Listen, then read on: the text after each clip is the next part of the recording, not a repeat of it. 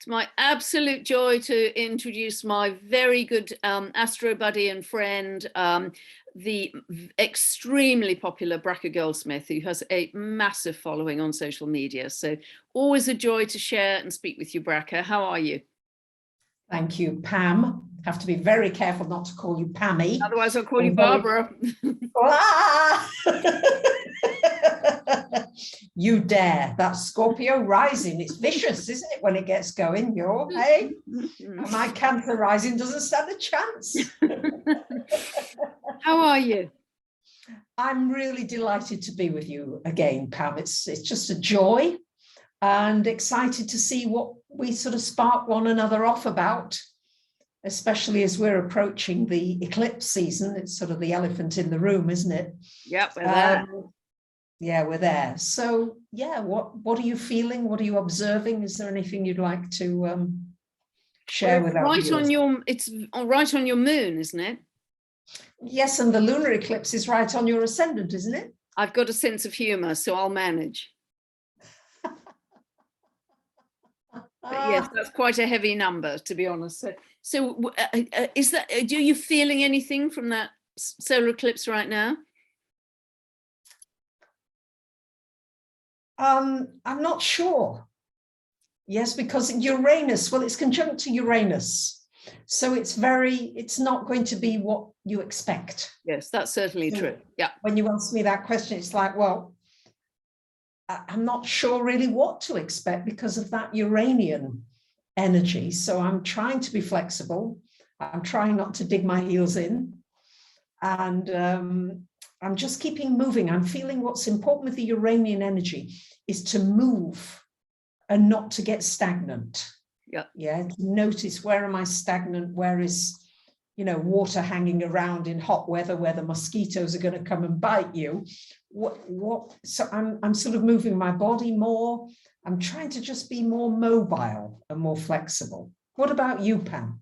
Yeah, that's really excellent. I mean, I'm sort of observing it because it isn't hitting anything particularly in my chart, but I'm very much observing it in the outside world. I mean, the level of coronal mass ejections and M-class and X-class flares we're having is extraordinary. I think in one 24-hour period a couple of days ago, we had 19 coronal mass ejections and an X-class flare, which is enormous. X-class is, as big as it gets. So that was really huge, and it's taken out a lot of radio signals across Asia and Australia because they were so big. So, the sun and moon conjunct Uranus is that cutout, that electrical outage, that cutout, that power failure, as it were. But it's a cutting out energy with Uranus. It's sudden, it's explosive, very linked to the unstable geomagnetics that are going to continue, I think, for some years, because Uranus stays in Taurus till 2026. So I'm very much seeing it linked to that, and shocks and surprises linked to finance, wealthy people. Pluto's stationing in 2 days. We're feeling that already. We're well into the eclipse energy already. So shocks and surprises around secrets of the rich and powerful, their wealth. I think that, well, already today, it was big news. It was coming to the fore, and I'm not going to say any more because not everybody would share those views, but it's been very, very explosive news today. Yeah. Around those issues. Yes. And we also have to watch what we say on. Indeed.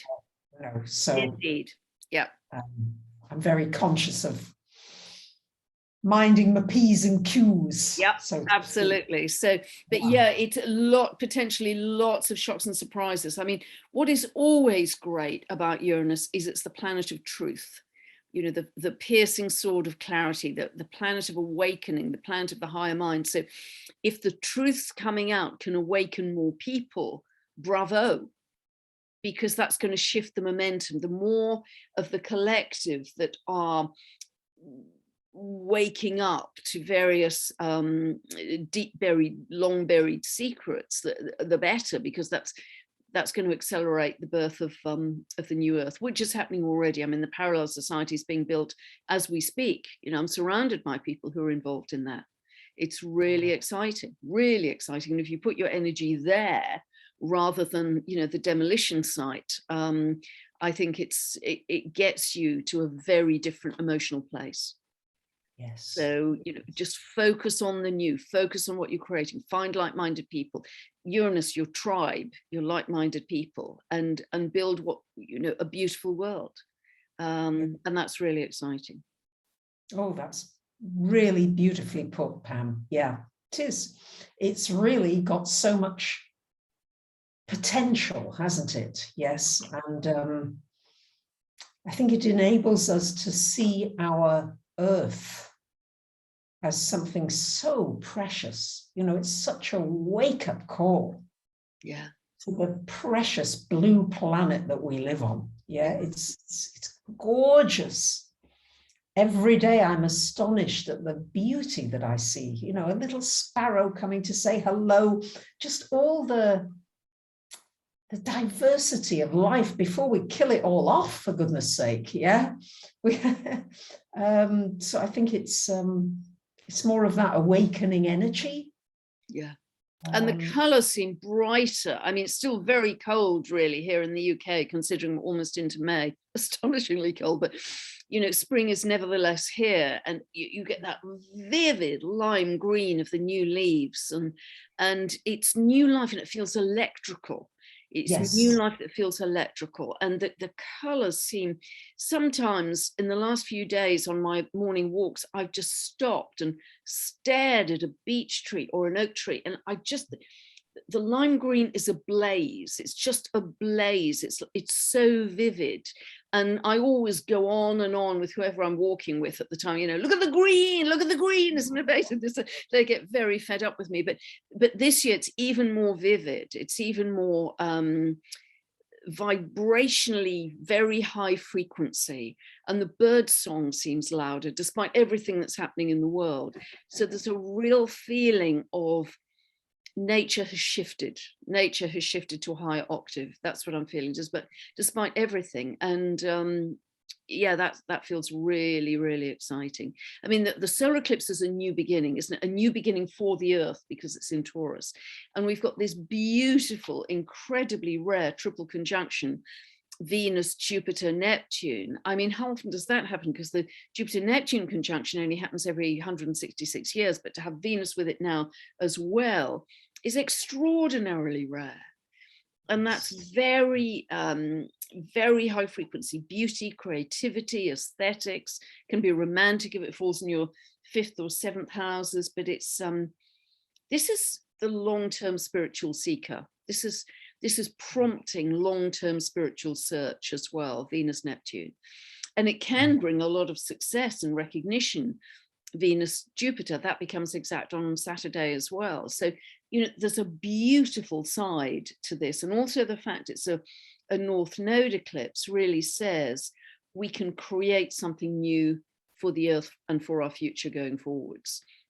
So whatever you want, wherever this falls in your chart, really take the opportunity to set a clear new intention for what you want to manifest, but make sure that you also set one for the Earth, because it's in Taurus. Oh, that's lovely. Yeah. Woof. Absolutely. Yeah. I don't think I have much to add to that, Pam. That really says it. I would also say, with that gorgeous Piscean energy, it's a wonderful time to explore different facets of your creativity. Yeah. Yeah. Creativity can absolutely blossom in new ways. And I'm seeing that with many of my clients. It's like, you know, they're trying this or they're trying that. So I would encourage anybody with these aspects, explore anything creative, because this is like the wind behind you, just pushing you upwards and outwards. So yeah, it's very fine, isn't it? It's a fine perception, creatively and spiritually, actually. It's really beautiful. So that's one of the most beautiful aspects, I think. And then, you know, we've got a tougher aspect which has been running for some weeks, of that T-square of Saturn to the Nodal Axis. Yes. What I find, that I don't know if you find that, but I'm noticing that I'm feeling still a bit pushed to be productive and to achieve things. And if I get to the end of the day and I think, oh, what did I do today? Yeah, so I think that that square with Saturn sort of just keeps, I don't know if you feel that does that for you, but I feel as though I'm being still a little driven to be useful, do things that are useful and practical in the spirit of the Taurus energy. Yeah, that's interesting. It's sort of building for the long term, isn't it? The Saturn as well. And it's interesting. It's you know, for me, because eclipses I think are such pivot points. They're such decision. They're like portals. And the solar eclipses are like big new moons, so they I think tend to be easier for people. The lunar eclipses, we've got total one on the 16th of May, much more about endings, pivot points in terms of often permanent endings.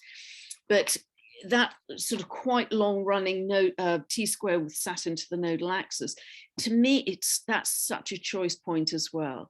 Are we going to fall back to the old ways, the familiar, the rules and regulations for your safety, for your security? This is how we've always done it, government, etc. Are we going to do that, or are we going to be brave enough to step out and use the Aquarian energy to build a new future, building for the long-term Saturn, but bringing in the Aquarius much more for our future that is different, very different from what we've had in the past.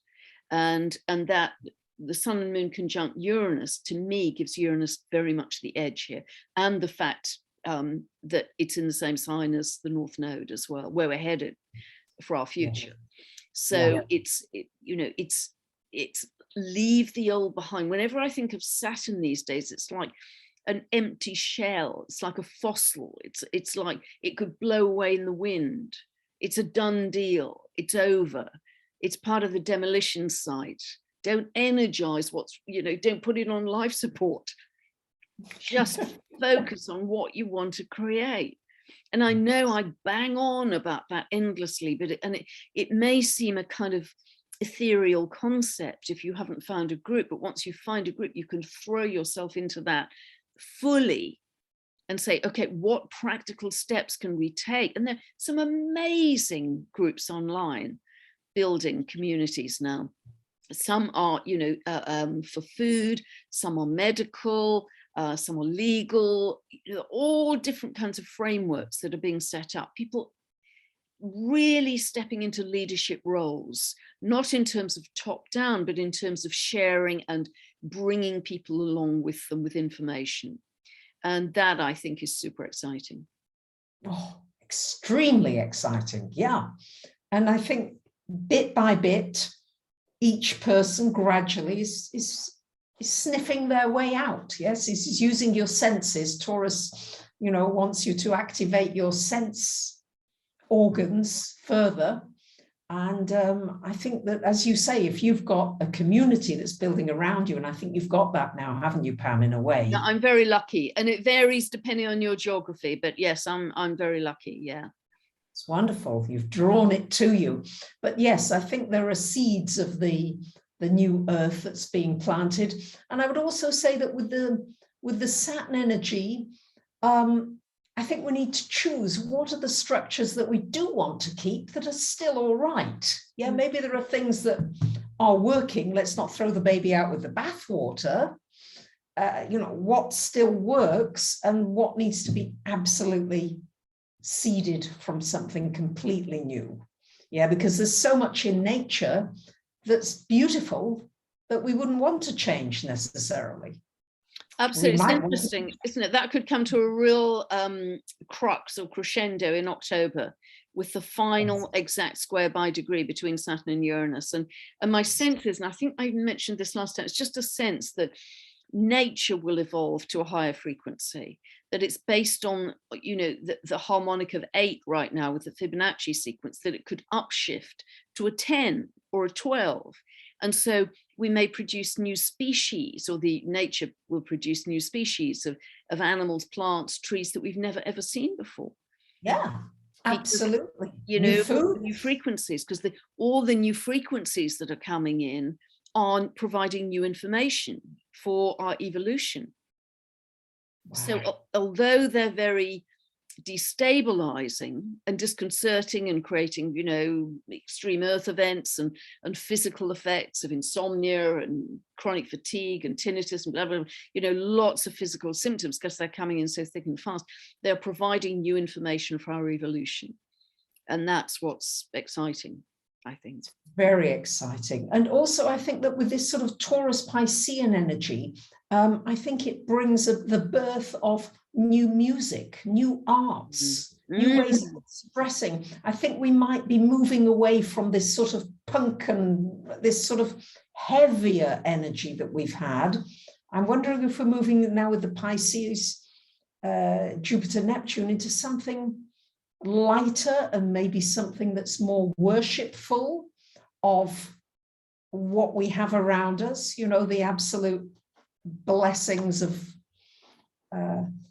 the divine that we have around us. And I'm wondering if that will just spark a new generation. And then especially as Saturn will move into Pisces, I'm wondering that will actually bring the birth, you know, the container for the birth of all this new art and music and creativity to come. It's interesting, isn't it? Because it's the same time that Pluto takes a step into Aquarius. And if we look back in history, I think there was quite a lot of a creative renaissance around those times historically. So, you know, we could see a real flowering of very different kinds of creativity than we've had in the past. You know, new instruments for music, new technologies that help us with creativity, all kinds of stuff.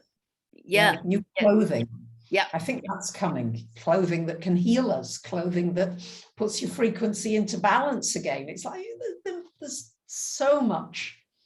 And even I was writing even in 2017 about clothing that reflects your frequency. So as other people are walking down the street, you can read their frequency and see if they're a match. I mean, that's Uranus in Taurus, isn't it? Totally, exactly. And of course, we are seeing the sprouting of all these new cryptocurrencies, NFTs, PFT, you know, I don't know that I'm making it up, but you know, there's a plethora of new ways of how we're going to trade with each other, how we're going to deal with, what's the old? Are we going to go with the central bank digital currencies? Are we going to go with that? What are the new? And it's kind of like we're in between the two. And I think it's really important that we don't get into a fear energy. Oh, this is going to be terrible. Oh, we have to watch it. No, let's create something new. Let's create something else that will work for us if you don't like what you think is coming. And I think, again, that the crunch point with that could be October, going into the last few months of the year, because Saturn square to Uranus, which becomes exact by degree at 18 of Aquarius Taurus, then is really one of the big themes is centralization versus decentralization. And you know, we all know that digital currency started with a decentralized focus, but now all central banks across the world have got a centralized digital currency. So how is that going to work out? And banks and governments want to tax decentralized cryptos and track them. So how's that going to work? And tracking them is very much Uranus in Taurus too, your wealth being tracked on the internet. So how is all that going to shape up? And are we going to have a whole series of different internets and different financial systems, plural, not just one, but several? Sure. And I think we are, actually. I think we're going to have separate internets, certainly new social media platforms, but separate, almost separate decentralized banks that you can hop onto, and that becomes your bank, and you're completely out of the mainstream system. And there's a huge shift, beautifully put, Pam. There's a huge shift as well in values. Massive. What was important pre-COVID has changed for many of us. And this notion of simplicity of Taurus, the simplicity. Getting back to basics. What are the basics? And what's extraneous?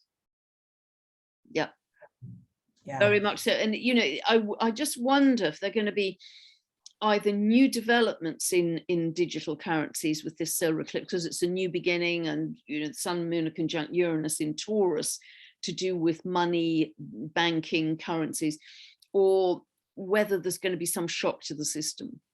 Oh, I think it's going to be very erratic, don't you? I think it's going to be whoa, up and down and up. It's yes. Very volatile. Very time. Very volatile. Really volatile. And it could be that some very, very big banks are going to start to wobble quite seriously. Don't you think? Very possible. Very. And it's just a question of what ingenious ideas we as the people come up with that is different, that is new. Uranus, Taurus, it's new. It's got to be different. It's got to be out of the box. Yeah, can't be the same. So, and I think there's going to be a big fallout in the cryptocurrencies. Do you? Probably. That's interesting. I would imagine that about 90% of them probably won't survive. Wow. Yeah, up to, I mean, I could be wrong about that, but it's so unstable, and they're being created during the Uranus in Taurus period. Yes, which yes. It sounds like that's even more instability. And the North Node, as you mentioned, in Taurus, what can we learn from this? Yeah, because I mean, these so many cryptos, people are dizzy. Yeah, I don't know that a lot of people want to get involved. Yes, there are many who are, but I think the majority are not really involved in this yet, because it's overwhelming to many people. Would you agree? I absolutely would, but I think there's also a very strong sense of people not wanting to keep their money where they have kept it in the past. Because I think once we get into we're already into the energy of the total lunar eclipse in Scorpio, which is about betrayal, really. Systems, people, institutions that you've trusted maybe for all your life, are going to be found very, very seriously wanting. There could be some real rocking shocks to finances, banking, investments, as well as, yes, pensions. Yeah, all of that. All of that. And we've got that, the Sun Moon square to Saturn. Yeah. It's that square to Saturn. What are the lessons we must learn? Yeah. Yeah, there may be some hard lessons. If you've been speculating and thinking, oh, it's going to go up forever, maybe it won't. Yeah. So I think we've got to just, Saturn says, whoa, hang on. This is getting out of hand. And what's the reality? This is a reality check as well. Yes. What is reality? And I mean, that's a massive kind of esoteric philosophical question, because the ancient peoples, many of them, the real masters would say, well, there is no external reality. It's all internal within you. You create it. There is nothing objectively out there. And that gets us down a very long rabbit hole. Yeah. But I mean, you're absolutely right. And the lunar eclipse with the trine to Mars conjunct Neptune. Yeah. Yeah. That is another questioning of, where am I going? Mars and Neptune together in Pisces. It's like, I'm lost, I'm confused, go in one direction, try another. And to trust that you're being divinely guided somehow. It's as a sort of divine energy, and you can't force it. You can't force Mars in Pisces. No, not at all. Absolutely no way. It'll just slither away like mermaid energy. But the fact that conjunction between Mars and Uranus, Mars and Neptune, is sextile the North Node also says that whatever we're creating has to have a spiritual context, I think. Yes. It's got to have a higher purpose. And I think that's what we're all looking for now. We want to live joyfully, productively, kindly, lovingly, to our fullest potential. Simply, without all the complexity of Scorpio. Yeah, it's absolutely true. And I think so much joy is just coming, and I probably said this last time, so much joy is just coming from simple human connection that was so missing during lockdowns. And it's just joyful. We don't have to get dressed up in nice clothes. We can be scrubby and it's just joyful to have that human connection. And that is so precious, I think. And you know, what I love about a lot of the people I'm meeting now is it doesn't matter what they do or what their title is or what their background is or what their work. It's just they're another human being to connect to. And there's a very different, simple, direct quality about that. You know, there's no one-upmanship. There's none of it. There's none of the top-down Capricorn feeling about it. It's much more Taurian of, yep, I'm open-hearted and I love you as another human being. That's how it feels. It's very, very simple, very basic, very direct, very open, and very, as you say, uncomplicated. And that's really joyful. Yeah, and that's what the energy we're going to use to create from. Yes, yes, absolutely. And I think it's like that the Pisces energy, it's like that we bless everything that we come in contact with. Yeah. That everything has a blessing. If you're going to make a child, bless the child before you, bless that whole energy. Everything has a blessing. Yeah. Food, water, Taurus. Taurus very much the food side, water very much the Pisces side. Apparently, you know, Masaru Emoto's work, I met him quite a few years ago before he died, a couple of years before he died. And, you know, all his work talks about the energy we give to the water and how that changes literally the molecular structure of the water. And I mean, his images are phenomenal in terms of, you know, the symmetry and the beauty you get from positive emotions of love and gratitude and joy, and the kind of ugly, twisted, asymmetrical images you get from negative emotion, fear, hate, anger. It's just remarkable. And if our bodies, if the vast majority of our bodies are water, think of the effect that's having when we interact with people or even think about people. You know, that's actually having an energetic physical effect. So yeah, there's so much. I think that lunar eclipse, that total lunar eclipse in Scorpio, right across my ascendant descendant axis on the 16th, is an absolute corker. I think it's one of the major peaks of the year. I think it's massive because it's total, and because there's so many powerful aspects within it. It's a south node eclipse, so we are purging and shedding so much from the past. You can see that starting to come out pouring out on social media already. It's just fire hosing out at the moment. And that's good. It has to happen. You know, it's like a cleanse or a detox for the collective. But it's going to be shocking. It's going to be really shocking. Uranus conjunct the North Node. But necessary. Very much so. And of course, Scorpio ruling everything to do with sort of sex and sexual and all those sort of energies. Don't be surprised if these are things that do come out. Yeah, underground, underhand, criminal, murky. You know, the excrement. Yeah, long repressed. Yes, I just kept getting visions of sewage, you know, just pretty grim stuff that's been, you know, long repressed, long held secret. That I think this is one of the major peaks of the year, as I say, for major energy to shift, really major. Yes. And no, I think there can be massive shifts. How do you feel it's affecting you on your ascendant descendant axis? Do you have a sense of that, Pam? Yes, a lot of me wants to draw inwards, actually.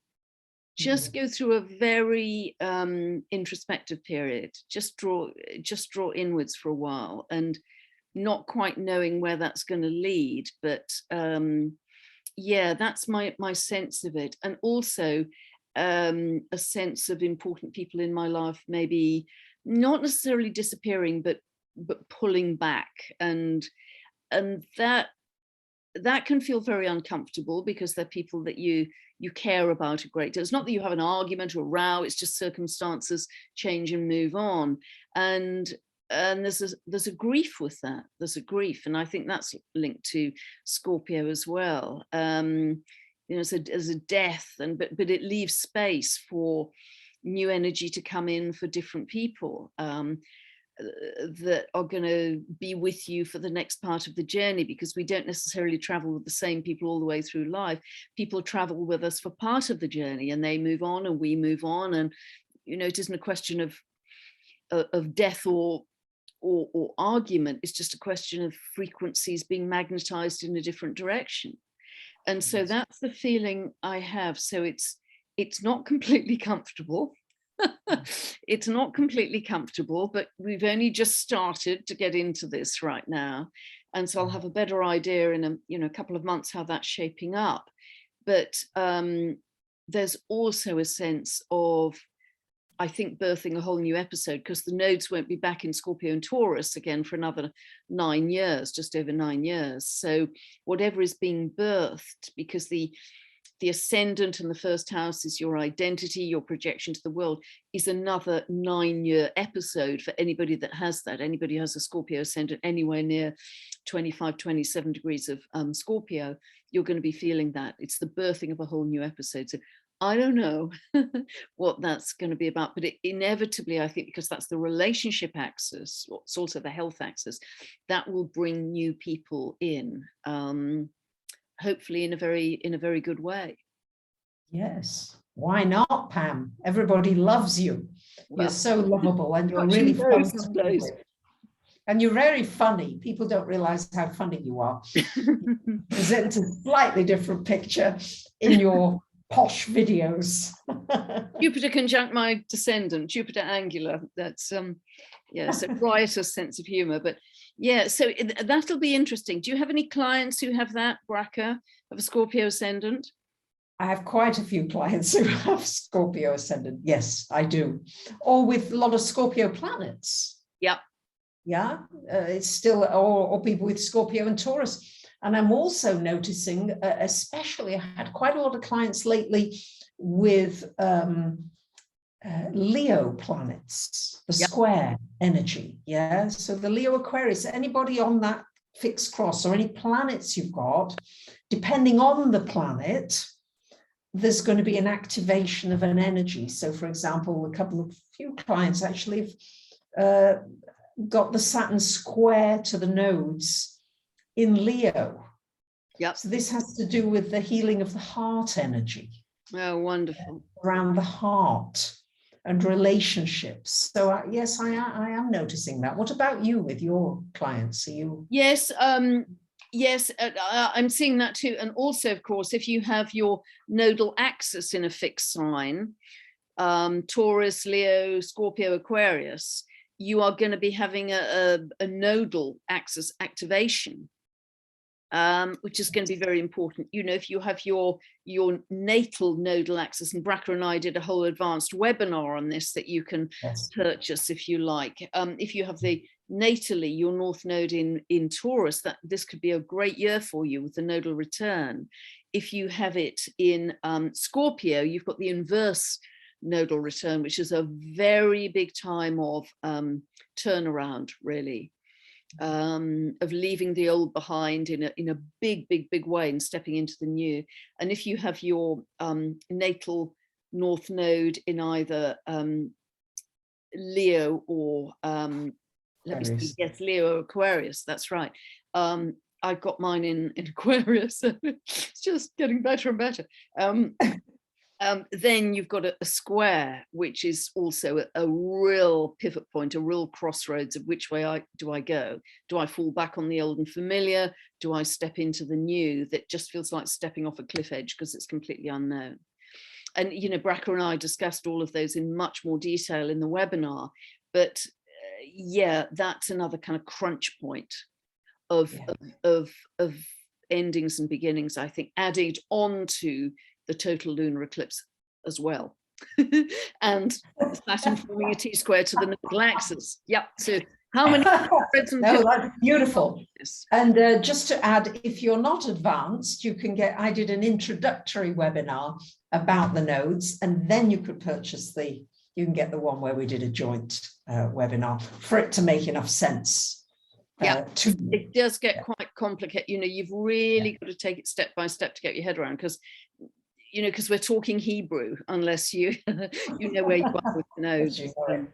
Yes, exactly. Yeah, the fixed sign, you're absolutely right, Bracha. The fixed signs are being super activated, particularly till July 2023, when they move into Aries and Libra, and that's going to be a whole different ball game. then it's the cardinals that get their climax again. But no, now it's the fix. And what with the Saturn Uranus energy still very prevalent, especially from October onwards. So as you've said, it's still the old, the new, the old. But I think we're going to shift feet the further into this year we get, particularly the last few months of the year. The scales shift. That's my feeling. The scales shift quite significantly into, I think there's going to be accelerated demolition all through the year, but I think by the end of the year, kind of standing in the rubble, covered in dust, we are going to nevertheless have a clearer sense of the new and where we're headed, even if it's embryonic. More people, I mean, some people have got that already, but more people, yes, by the end of the year, are going to have a clearer sense of where we're headed, where it's possible to head to. Exactly, Pam. Yeah. It will be invisible. That's my feeling. Yeah. Yes, exactly. I think we're gathering momentum. Yeah, absolutely. It's such a fast moving year. I mean, events are going to be so turbulent, and it's almost like, don't hang on to any particular narrative of any kind. Don't think anyone's your savior. Don't think, this is, necessarily good, because it's going to keep flipping, is my sense.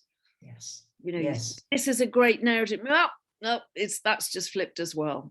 And it's to test our mastery of our center and our anchor. I talked in the update video on the total lunar eclipse about being a lighthouse, and seas are raging around you, but you're absolutely rock solid on that rock, immovable and shining light still, whatever storm comes at, whatever hurricane comes at you.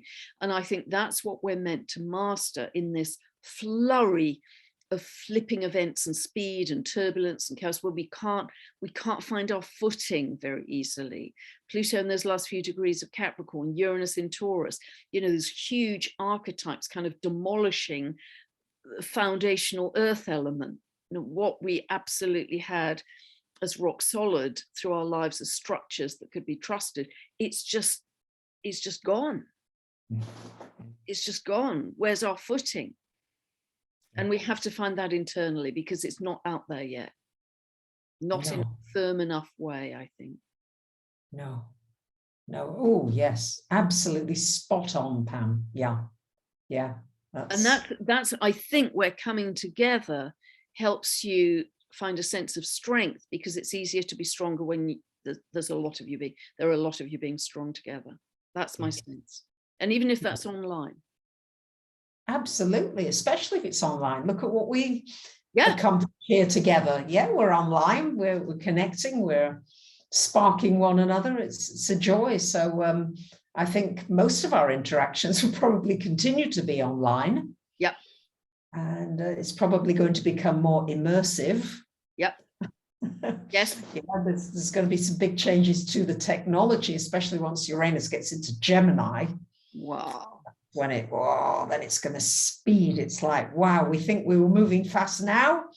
Forget it.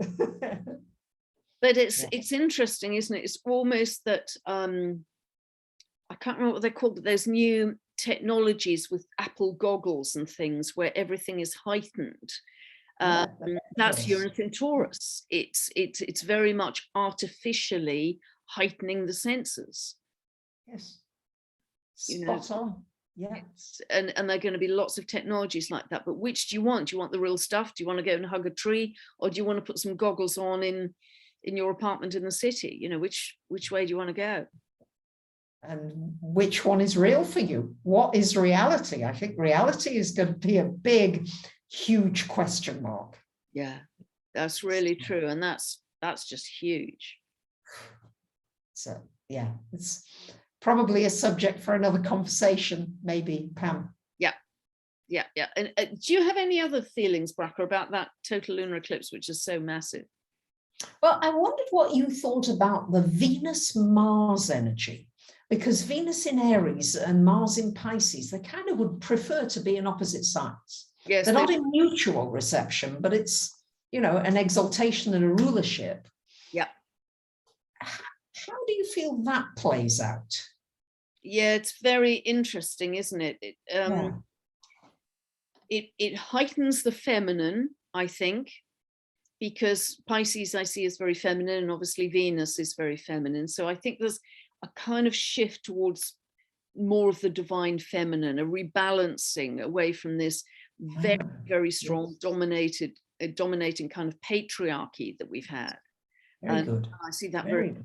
the Capricorn archetype into something which is much more balanced, much more equitable, and that's part of the spiritual rebirth as well, which is so important.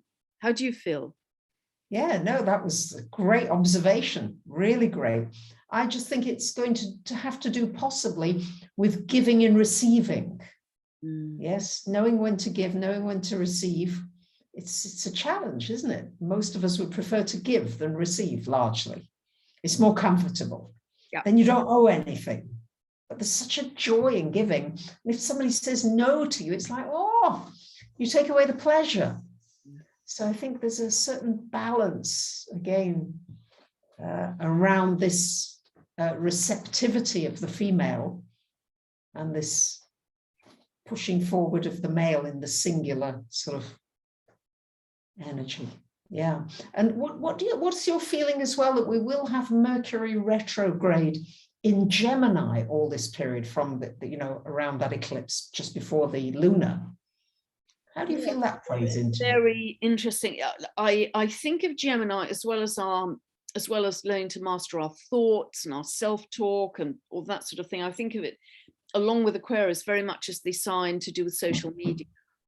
And to me, this has a great deal to do with censorship, and it has a great deal to do with finding ways to birth new social media channels. I think a lot of it's about that, because that is mega right now. Anybody who is using these social media channels will be extremely aware of how we have to speak, how we have to use our words, etc. But almost it's a training for catching our self-talk as well, being very cognizant of our, you're not young enough, pretty enough, rich enough, blah, blah, blah, blah, blah, catching that to be maybe a thought policeman is too draconian a term, but becoming much more cognizant of those unconscious runs of thinking. It's like almost an upgrade of our thinking to a higher mind state. I think that's part of it. Because Uranus and Mercury start to come together as we get later into May and June. Yes. It's just that Gemini energy is very prevalent as Mars in Gemini for all those months. So I think it's this getting in touch, as you say, that social media, how we communicate, how we listen or don't listen, how we deal with contracts, how we negotiate. There's quite a few areas. Yeah, and of course the Mars in Gemini, is it for 7 months or something? 7 months, yes. How do you see that, Bracha? Oh, I think that's another time when we should discuss that in a bit more depth. Yeah. But I think that it's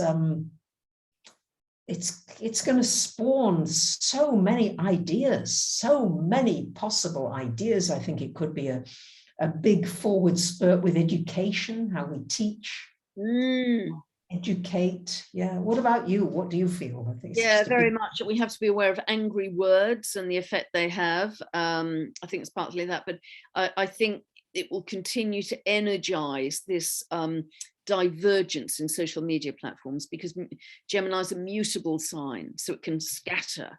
So I think a lot of energy is going to these very different platforms, and you join depending on your frequency. What's a frequency match for you?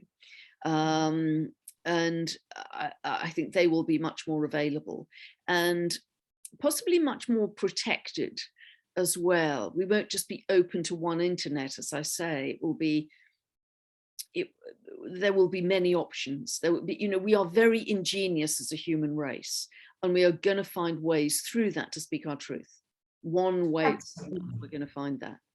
Absolutely. And I think this Mercury in Gemini is a wonderful time for really, as you say, not necessarily a thought policeman, but really watching your thoughts, your words, what you write, everything, to become aware of the power of the word. Yeah, yeah, very, very nicely said. Yeah. Yeah. Because, you know, we're moving into a lot of air energy. Yeah, that's going to be the next step. Pluto in Aquarius, Uranus in Gemini. Yeah, we're moving the Aquarian age. Yeah. So there's a move towards air, and how do we deal with air? You know, we've had COVID, and how we deal with the air that we share, and no nations, no boundaries. Yeah, there's a lot of consequences around. Yeah, yeah, and the speed as well. Air is quick. There's so much speed involved with that, and yes, and yeah, it's just going to be very interesting. It's so different, particularly shifting from Earth to air. That's such a contrast. You know, Uranus moving from Taurus, which I think of almost as cows and farmland. You know, it's like how your grandfather used to farm. There's something very traditional and simple and natural rhythms of the earth to something which is so fast and could bring in a lot of galactic communication. I think Uranus in Gemini, and it's kind of woof. It's a total game changer. Total shift of energy. Sure. And moving away from the tangible in a very big way, and what that will do to our values if we're shifting from the tangible, because traditionally a lot of our values have been intangible things like property, bricks and mortar. There's people who invested in precious metals because they're tangible. You get a real thing, you know, silver coins or whatever, you know, something real. So what's going to happen when Uranus shifts into Gemini about those things? And it's already happening. People are paying $1 million for digital art and these NFTs. Yeah, so it's all, you know, we're moving into that field. It's the unknown, but it's got that erratic nature of Uranus. Yeah. Wow. And there's such a speediness. I mean, wherever Uranus sits, there's a speediness that comes in, isn't there? And I think, you know, as we get into May, 10th, 11th of May, Jupiter moves into Aries, that's speedy. Mars then joins it on the 25th, energizes the speediness and the assertiveness. Uranus is going to be very close to that North Node, or, you know, looks in Taurus, which is slow. Uranus is saying, come on, come on, come on, you know, make it faster. So, and I think that total lunar eclipse to me feels like a game changer. It's like new territory is being broken or entered, because Uranus is moving to a degree point. It hasn't been for 84 years. Jupiter's moving into Aries, hasn't been there for 12 years. There's a feeling of new ground, new energy. And I think that's going to provide the impetus for something very different coming through the summer. That's my feeling. Wow. Yes, Pam. Awesome. Anything else you'd like to say, Bracha?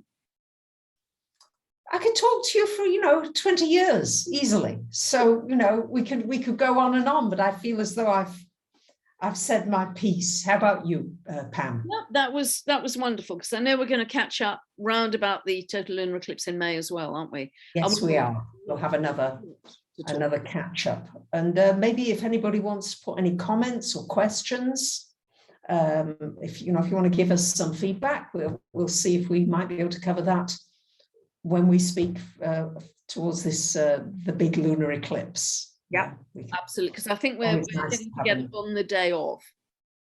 Yes. If everything still works correctly. We shall see. Extinguished at that point, one way or another. Fantastic. Always a joy to be with you, Bracha. Thank you. Thank you very much, Pam. Total joy. Lots of love. Speak Lots very of soon. love. Thank you.